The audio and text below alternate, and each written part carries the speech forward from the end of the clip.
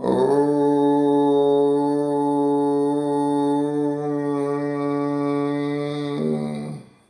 सबको सादर से प्रेम नमस्ते जी।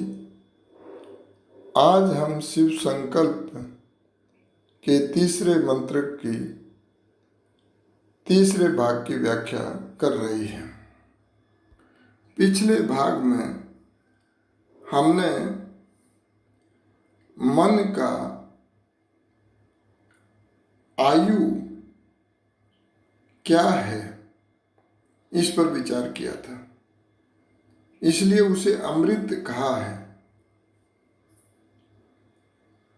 इसलिए यह मन जैसे शरीर मरता है वैसे नहीं मरता। यह सूक्ष्म शरीर का एक भाग होने के कारण जीवात्मा के साथ दूसरे शरीर में जाता है जब तक मुक्ति नहीं होती है। इसलिए इसको अमृत कहा गया है। इस मन के बिना कोई भी कर्म नहीं हो सकता।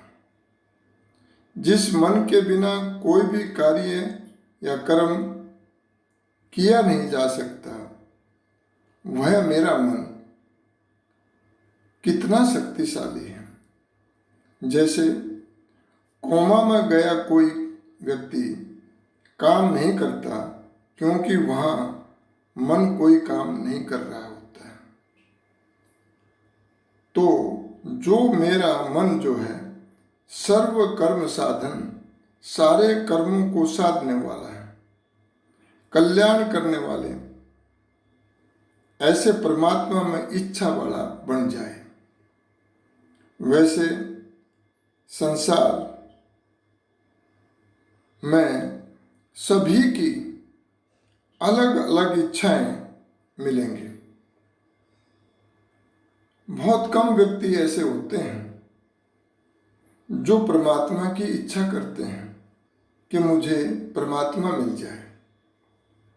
जिस ईश्वर ने सब कुछ दिया उसको प्राप्त करने की इच्छा हम नहीं कर पाते हैं क्योंकि हम उसके महत्व को नहीं समझते, क्योंकि हम यह व्यवहारिक तौर पर नहीं जानते कि वह ईश्वर हमें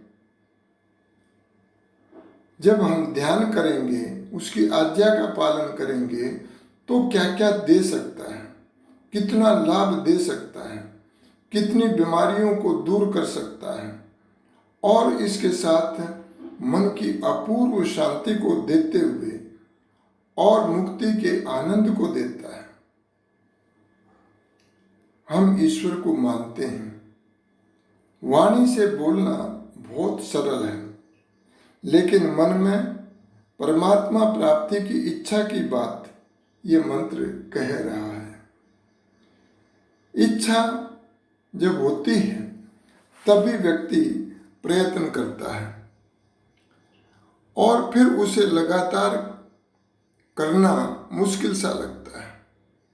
लेकिन जैसे योग दर्शन भी कहता है, स तु दीर्घकालीन निरंतरी सत्कार सेवितो दृढ़ भूमि, अर्थात निरंतरता से दृढ़ भूमि बनती है। तो ये निरंतरता बहुत आवश्यक है। उसके लिए धैर्य की आवश्यकता है, जो मंत्र में बात आई। यह प्रयत्न, यह निरंतरता इतनी आवश्यक है। तो हमारे हाथ में आई हुई जो शक्ति है वह लगातार हमारे साथ बनी रहती है उस निरंतरता के कारण से। उदाहरण के तौर पर हम बहुत वर्षों से, बचपन से रिन साबुन है उसकी एडवर्टीजमेंट को सुनते हैं। तो रिन तो फिर भी बिक रहा है, अब सब कुछ चल रहा है, लेकिन उसके बावजूद वो एडवर्टाइजमेंट क्यों चल रही है? अर्थात उस जो प्राप्त वस्तु है वो खो ना जाए इसलिए। तो प्राप्ति की सुरक्षा के लिए योगक्षेम आवश्यक है। योग को बनाए रखने के लिए, सुरक्षित रखने के लिए भी निरंतरता की आवश्यकता होती है।